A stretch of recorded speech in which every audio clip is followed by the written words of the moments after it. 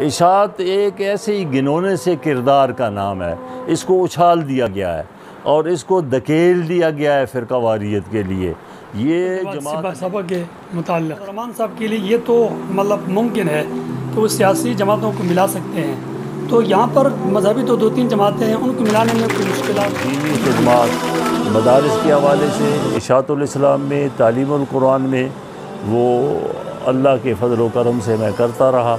اور سیاسی اور مذہبی حوالے سے اٹک ایک پسماندہ علاقہ ہے،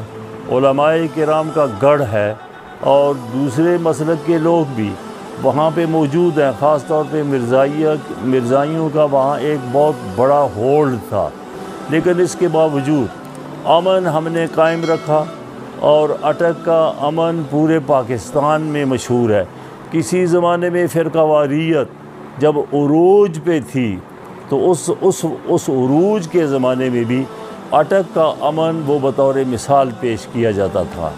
اور سیاسی حوالے سے جتنا اتراؤ چڑھاؤ ہوتا تھا، حضرات علماء کرام کا اس میں بہت بھرپور کردار، اور خاص طور پہ اشاعت الاسلام کا بھرپور کردار،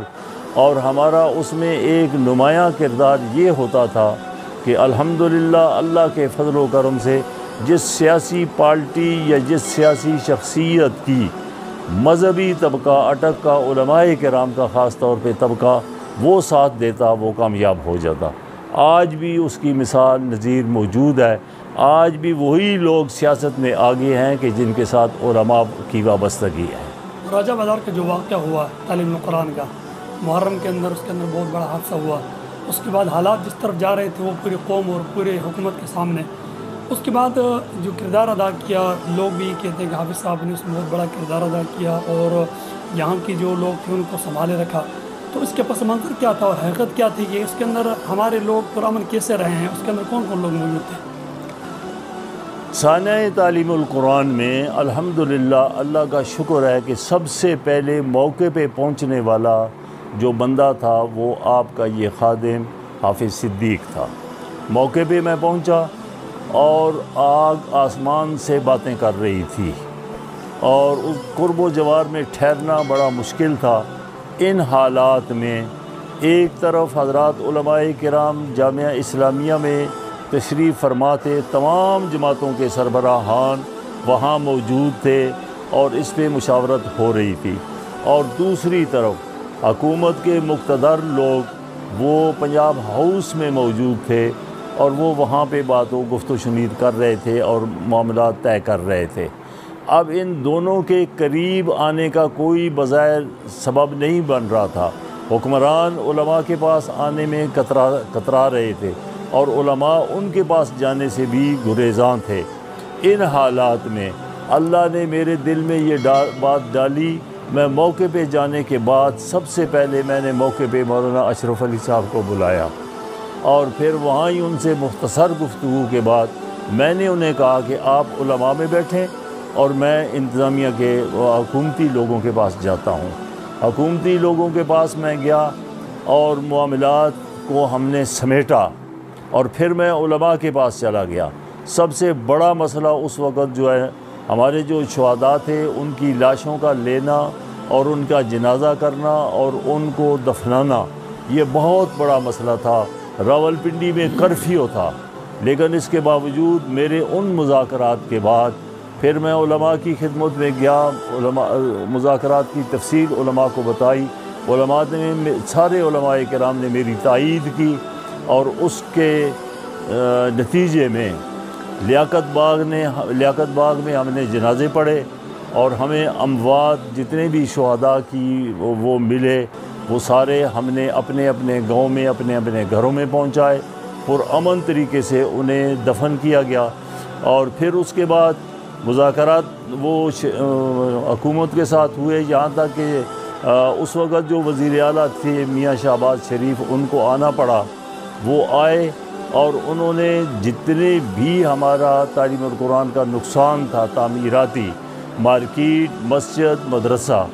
اور اس کے علاوہ باقی جتنے بھی، اس سب کو پورا کرنے کے لیے اس وقت انہوں نے 32 کروڑ کا اعلان کیا تھا، اور وہ پیسہ واقعتاً لگا ہے۔ اور تعلیم القرآن بمائے مارکیٹ کے دوبارہ تعمیر ہوا ہے۔ الحمدللہ الحمدللہ اللہ کا احسان ہے اس سارے کردار میں اور ان سب معاملات میں ہمیشہ اللہ نے مجھ سے کام لیا ہے۔ اور پھر ان دونوں کے درمیان یہ جو تصادم تھا یہ ملکی لیول کا تصادم کرنے کے لیے اس قصے کو چھیڑا گیا تھا۔ سانع تعلیم القرآن کے پیچھے جو پس منظر ہے، جو سازش ہے، وہ مرزائیوں کی تھی اور موقع پہ استعمال شیعہ حضرات ہوئے ہیں۔ تو اس طرح تعلیم القرآن کو صفحہ ہستی سے مٹا دینا یا کم از کم راجہ بازار سے اس کو کسی دوسری جگہ پہ اس طرح منتقل کر دینا کہ وہ شہری آبادی سے دور نکل جائے۔ تو یہ تو بات کی باتیں، ہماری یاد کی باتیں ہیں۔ کچھ باتیں ایسے کہ جو ہماری یاداشت سے پہلے کہ آپ لوگ شاید مروان تھے، جیسے کہ 77 کے بعد 80 کی دہائی کے اندر، پھر 85 کے اندر بہت سارے تنظیمیں اور بہت ساری جماعتیں بنی ہے، سپاہی صاحب ہو گئے، دیگر جماعتیں، تو اس کے اندر آپ کتنا آپ کا کردار رہا ہے؟ دیکھیے جی، مذہبی جماعتیں جو ہے نا جی وہ وقتاً فوقتاً ضرورت کے مطابق بنتی رہتی ہیں، اور اس میں جو ہے نا جی کوئی بندہ بھی ایک سائڈ میں نہیں رہ سکتا، اسے کچھ نہ کچھ کردار ادا کرنا ہوتا ہے۔ چونکہ مذہب کے حوالے پہ کام ہوتا ہے تو مذہبی بندہ اس سے کنارہ کش نہیں رہ سکتا۔ البتہ دو جماعتیں جو ہے نا جی، جمعیت اشاعت التوحید و سنہ پاکستان جس کے بانی اور اصل جس کی اساس وہ مولانا حسین علی رحمۃ اللہ علیہ وہاں بچراں والے وہ تھے، اور دوسری جماعت مغربی پاکستان میں جمعیت علماء اسلام کے جس کے یہاں بانی شیخ التفسیر حضرت مولانا احمد علی لاہوری رحمۃ اللہ علیہ وہ اس کے بانی تھے، اثر نو انہوں نے بنیاد رکھی۔ تو یہ دونوں بزرگ مولانا حسین علی رحمۃ اللہ علیہ اور مولانا احمد علی لاہوری رحمۃ اللہ علیہ کا آپس میں قرآن فہمی اور تعلیم قرآن کے سلسلے میں بہت گہرا تعلق تھا، اور متقی، تقوی، پرہیزگار اور بہت سارے معاملات وہ ان کے متفق تھے۔ مولانا احمد علی لاہوری رحمۃ اللہ علیہ سال میں ایک پروگرام کرواتے اور وہ فرماتے تھے کہ میں عوام کے لیے باقی علماء کو بلاتا ہوں، لیکن حسین علی کو جو میں بلاتا ہوں وہ میں اپنے لیے بلاتا ہوں۔ حضرت یہاں ایک سوال بنتا ہے کہ جو ہماری جماعتیں مارج وجود میں آئی ہیں، چاہے وہ اشاعت ہو یا سپاہ ہو یا جمعیت ہو، کوئی بھی ہو، کیا وہ جماعتیں آج بھی اپنے اس نہج پہ اور ذائقے سے کام کر رہی ہیں جس طرح وہ شروع کے اندر بنی تھی؟ اس میں فرق پڑ گیا ہے جی، اکابرین کے جانے سے اس میں فرق پڑا ہے، لیکن تاہم نظریاتی طور پہ یہ جماعتیں جو ہے نا جی ان کے جو نظریے ہیں، مثلا جمعیت علماء اسلام کا نفاذ اسلام اس کا ایک نظریہ ہے، ایک محنت ہے، ایک مشن ہے، ایک کارکردگی ہے، اور اس پہ ان کا ایک کردار ہے، وہ اس میں قائم ہے۔ جمعیت اشاعت التوحید و سنہ کا ایک کردار ہے، تو اس کا کردار عقائد کے حوالے سے توحید و سنت کا عام کرنا اور مدارس کا جال بچھا دینا، اور اسی طرح خدمت دین کے لیے اور تحریکوں کے لیے اپنے سٹیج، اپنی مساجد، اپنے مدارس کو وہ وقف کر دینا، یہ ان کا بنیادی نقطہ تھا۔ الحمدللہ اس پہ آج بھی جمعیت اشاعت التوحید و سنہ کے علماء کرام وہ قائم ہیں۔ کچھ لوگوں کے تفردات ہو گئے ہیں اور وہ علیحدہ بھی کام کرتے ہیں، مختلف ناموں سے بھی کام کرتے ہیں، لیکن اصل کردار وہ جمعیت اشاعت التوحید و سنہ کا آج بھی پاکستان میں موجود ہے، اور جمعیت الاسلام کا بھی کردار موجود ہے۔ میں ایک موٹی سی بات آپ کو بتاتا ہوں،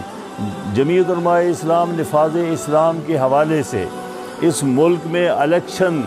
میں ہمیشہ بھرپور حصہ لیتی ہے، اور جمعیت اشاعت التوحید و سنہ پاکستان نے ہمیشہ اپنا کبھی کوئی کینڈیڈیٹ نہیں کھڑا کیا۔ ہمیشہ جمعیت اشاعت التوحید و سنہ کے جتنے ہمارے مرکزی رہنما تھے، حضرت مولانا قاضی شمس الدین صاحب، قاضی نور محمد صاحب، یا اس کے علاوہ حضرت شیخ القرآن صاحب کے رفقائے کار جتنے لوگ تھے، ان سب نے ایک زبان سے جمعیت علماء اسلام کی تائید کی، اور الیکشن کے زمانے میں وہ لوگ نکل جایا کرتے تھے جمعیت علماء اسلام کی تائید میں، اور لوگوں کو کہا کرتے تھے کہ آپ ووٹ ان کو دیں، علماء کو دیں۔ اور جس کے نتیجے میں 14 علماء کرام اسمبلی میں آئے، اور جمعیت علماء اسلام کو یہ اعزاز حاصل ہے کہ اس ملک کو پاکستان بننے کے بعد سب سے پہلا دستوری ڈھانچہ جو دیا ہے وہ جمعیت علماء اسلام نے دیا ہے۔ اور اہل سنت والجماعت سپاہ صحابہ کے متعلق؟ اہل سنت والجماعت سپاہ صحابہ جو ہے نا جی وہ ٹھیک ہے، ایک تحریکی جماعت ہے، اور ایک بڑا دشمن جو اسلام کا سب سے پرانا، جو اصل میں یہودیت تھی، ابتدائی اسلام میں یہودی، اور پھر وہ مختلف اپنی حیثیتیں اپنی شکلیں بدلتے رہے، اس میں کچھ لوگ اس طرح کے بدل گئے کہ انہوں نے پورے دین کو بدلا کے رکھ دیا، بگاڑ کے رکھ دیا۔ تو اس کے لیے سپاہ صحابہ یا یہ لوگ جو ہے نا جی ان کا ایک کردار ہے۔ اس سے پہلے بھی علماء کرام اس پہ کام کرتے رہے ہیں اور انہوں نے بھی اس پہ کام کیا ہے، وہ قابل تحسین ہے، اور ہم نے بھی اس میں کام کیا ہے اور ان کے لیے بھی کام کیا ہے، اور آج بھی ہم نظریے کے حوالے سے ہماری کوئی دوسری رائے نہیں ہے۔ حافظ صاحب، یہاں پر ایک سوال ذہن میں آتا ہے کہ جمعیت ہو یا سپاہ ہو یا اشاعت ہو، دیوبند کی تینوں بڑی جماعتیں ہیں۔ یہ سوال ذرا کٹھن بھی ہے اور سخت بھی ہے، کیوں آج تک یہ تینوں جماعتیں، جو اگر دیکھا سیاست کے اندر جمعیت علماء اسلام موجود ہے اور مین اسٹریم دیوبند کی یہی ہے، اس کے بعد دیکھا جائے تو سپاہ ہے، اس کے پاس بھی افرادی قوت موجود ہے، تو کیا ایسا نہیں ہو سکتا ہے کہ جمعیت اور سپاہ اور اشاعت مل کر کوئی الیکشن کے لیے اپنے لڑیں یا سیاست کے اندر کردار ادا کریں؟ آج تک ان کے اتحاد کیوں مارج وجود میں نہیں آیا ہے؟ اس میں اتحاد نہ ہونے میں بہت سارے معاملات ہوتے ہیں۔ خاص طور پہ ہمارے ملک میں ایک کردار ایجنسیوں کا ہوتا ہے، اور ایجنسیاں جو ہے نا جی وہ نہیں چاہتی کہ مذہبی طبقہ ایک پلیٹ فارم پہ اکٹھا ہو جائے۔ جس وقت جہاں کہیں بھی ان کو آپس میں مل بیٹھنے کا موقع ملتا ہے یا ارادہ کرتے ہیں تو کوئی نہ کوئی ایسا فتنہ ڈال دیا جاتا ہے کہ وہ اتفاق انتشار کا شکار ہو جاتا ہے، اور اس انتشار میں میں نہیں سمجھتا کہ بزرگوں میں کوئی غلطی ہے یا ان کی فام میں کوئی اضطراب ہے، وہ ایسی کوئی بات بھی نہیں ہے۔ مخلص ہیں سارے لوگ اسلام کے لیے، اور اتفاق نہ ہونا یہ کسی نہ کسی عارضے کی وجہ سے ہو جاتا ہے۔ حضرت، یہاں پر ایک سوال یہ بھی پیدا ہوتا ہے کہ مولانا فضل الرحمان صاحب چونکہ ایک مانی شخصیت ہے، پی ڈی ایم کا اگر وہ اتحاد اور اتفاق بنا کر حکومت مخالف آ سکتا ہے تو کیا پی ڈی ایم کے اندر مختلف 11-12 جماعتیں ان کو تو ملا سکتے ہیں؟ یہاں پر اشاعت اور جمعیت کو ملانے کے لیے مولانا کے لیے کیا مشکلات ہو سکتی ہیں؟ نہیں، اس میں آپ کو بتاؤں کہ اشاعت کا لفظ جو ہے نا جی یہ مصنوعی ہے۔ یہ جمعیت اشاعت التوحید و سنہ پاکستان یہ جماعت کا نام ہے۔ اشاعت ایک ایسے ہی گنونے سے کردار کا نام ہے، اس کو اچھال دیا گیا ہے اور اس کو دھکیل دیا گیا ہے فرقہ واریت کے لیے۔ یہ جماعت نہیں ہے، دیکھیں نا، اشاعت جماعت بن ہی نہیں سکتی۔ تو اشاعت یہ جماعت نہیں ہے۔ جمعیت اشاعت التوحید و سنہ پاکستان یہ جماعت ہے، اس کے اکابر موجود ہیں، آج بھی اس کا کردار موجود ہے، اور وہ سارا کردار جمعیت علماء اسلام کے ساتھ موجود ہے اس وقت عملی طور پر بھی۔ سوال تو وہی رہا حضرت کہ یہ کہ مولانا فضل الرحمان صاحب کے لیے یہ تو ممکن ہے تو وہ سیاسی جماعتوں کو ملا سکتے ہیں، تو یہاں پر مذہبی تو 2-3 جماعتیں ہیں، ان کو ملانے میں کوئی مشکلات پیش ہو سکتی ہے؟ مولانا فضل الرحمان صاحب کے لیے تو کوئی مشکل نہیں ہے، ان کا دروازہ کھلا ہے، اور وہ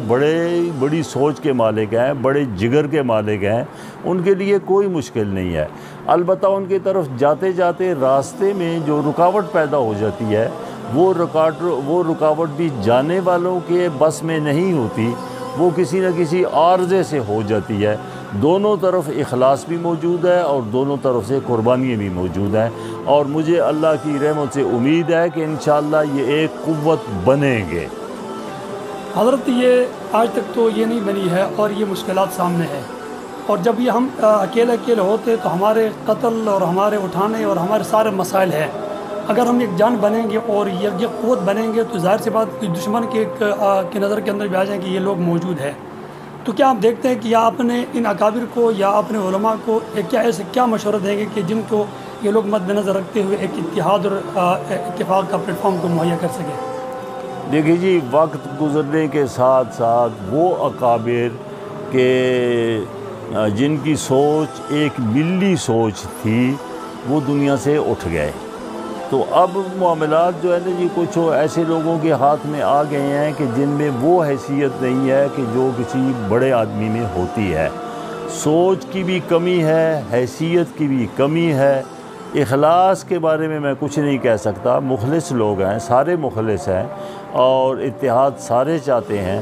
بے دین لوگوں کے ساتھ اتحاد چاہتے ہیں تو دیندار آپس میں اتحاد کیوں نہیں چاہتے؟ اور اس کا نہ ہونے کی وجہ میں نے آپ کو گزارش کی ہے کہ نہ ہونے کی وجہ وہ خارجی معاملات ہیں، وہ اندر کے داخلی معاملات نہیں ہیں، اور انشاءاللہ بہت جلد یہ خارجی معاملات یہ کنٹرول ہو جائیں گے۔ حضرت آخر کے اندر ایک یہ سوال ہے کہ آپ کی زندگی چونکہ لمبی ایک عرصہ ہے، اس میں کوئی ایسا واقعہ یا کوئی ایسی کہانی جس واقعہ نے آپ کو اندر سے ہلا دیا ہو تاکہ ہمارے سامعین کے سامنے ایک یہ واقعہ بھی آ سکے؟ دیکھیے جی، ہماری ایک تاریخ وہ ساری ایسی ہے کہ وہ مصائب کے لحاظ سے اگر دیکھیں تو وہ بھری ہوئی ہے، مشکلات کے لحاظ سے دیکھیں تو مشکلات کی کوئی کمی ہمارے ہاں نہیں ہے، لیکن اس کے مقابلے میں ایک ہے استقامت۔ اللہ نے جو استقامت ہمارے بزرگوں کو، ہمارے اکابرین کو، ہمارے اداروں کو، ہماری مساجد کو، ہمارے نظریے کو، ہم مشنری لوگ ہیں یار، ہمارے مشن کو جو اللہ نے بنیادی طور پہ ایک مضبوط کردار ادا کیا ہے وہ الحمدللہ کل بھی موجود تھا اور آج بھی موجود ہے۔ آخری سوال افغانستان کے متعلق ہے کہ آج کل چونکہ وہاں طالبان کی حکومت تقریباً الحمدللہ آ چکی ہے، اس حوالے سے آپ کیا کہیں گے؟ لیکن جی طالبان کی حکومت تو ان کا حق بنتا ہے، وہ افغانی بھی ہے تو افغانیوں کا اسی قوم کا حق بنتا ہے جس قوم کا ملک ہو، اور پھر قوم جو ہے نا جی اپنے ملک میں جس نظام کو پسند کرتی ہے اس کو جو ہے نا جی اور نافذ کرنے کا بھی ان کو حق ہے۔ تو یہ تو دنیا نے ان کو دبوچ کے ان کو افغانی اس سے بھی نکالا اور ان کو اپنا نظریہ جو ہے نا جی نافذ کرنے سے بھی وہ ہمیشہ آج دن تک وہ رکاوٹ بنے رہے۔ الحمدللہ ان کی طویل جد و جہد کے بعد وہ ان دونوں باتوں میں کامیاب ہو گئے۔ افغانستان کی حکومت آنے کے بعد یہاں کے سیاسی یا ہمارے مذہبی جماعتوں کو کوئی فائدہ ہوگا؟ بالکل فائدہ ہوگا جی، وہ ہمارے پڑوس میں ہے نا جی، اور انشاءاللہ اس کے ثمرات، اس کے اثرات وہ پاکستان، بلکہ اب طالبان تو ہے نا جی وہ تو پاکستان کے ہی تربیت یافتہ، اور پاکستان کے پہلے دنیا اس بات سے ڈرتی تھی، اس بات کو چھپاتی تھی، لیکن اب تو ساری دنیا کہتی ہے کہ طالبان کی یہاں کی یہ اس پوزیشن پر جو پاکستان نے ان کو پہنچایا ہے۔ ہاں، آخر میں ہمارے علماء کے لیے کچھ دو نصیحتیں جو ان علماء کے لیے اور ہمارے لیے قابل غور ہو۔ لیکن یہ اس سے بڑی کوئی نصیحت نہیں ہو سکتی کہ اپنے ذاتی آراء، اپنی ذاتی جو آراء ہیں ان کو اجتماعی آراء پہ وہ قائم کرنے کی کوشش نہ کریں۔ خدا کے لیے جو اجتماعی، جو آج کی قومی ضرورت ہے، ملکی ضرورت ہے، نظریے کی ضرورت ہے، اسلام کی ضرورت ہے، اس کو ترجیح دیں اور اس پہ کام کریں، تو انشاءاللہ مدارس بھی، مساجد بھی، اور سیاسی قوتیں اور دینی اور مذہبی قوتیں بھی پہلے سے اچھا کردار ادا کریں گی اور ثمرات بھی قوم کے سامنے اچھے آئیں گے۔ اکابر کی باتیں ہمارے لیے مشعل راہ ہوا کرتی ہے۔ حضرت کی تمام باتیں آپ نے سن لیا۔ اللہ تبارک و تعالیٰ ان تمام باتوں پہ ہم سب علماء کو اور پوری قوم کو عمل کرنے کی توفیق نصیب فرمائے۔ علماء کے ساتھ رہنا، علماء کی باتوں کو سننا، اور خاص کر ایسے اکابرین کہ جنہوں نے اپنے بڑے بڑے شیوخ مولانا مفتی محمود رحمۃ اللہ علیہ اور جیسے شیخ القرآن رحمۃ اللہ علیہ کے ساتھ وقت گزارا ہو، ان کی باتیں یقیناً ہمارے لیے لمحہ بلمحہ ہمارے لیے مشعل راہ ہے۔ اللہ تبارک و تعالیٰ عمل کرنے کی توفیق نصیب فرمائے۔ اس وقت ہمارا ایک پروگرام اختتام پذیر ہوا، ایک دوسرے پروگرام کے ساتھ دوبارہ حاضر ہوتے ہیں، مجھے اجازت دیجیے، اللہ حافظ۔ ماشاء اللہ۔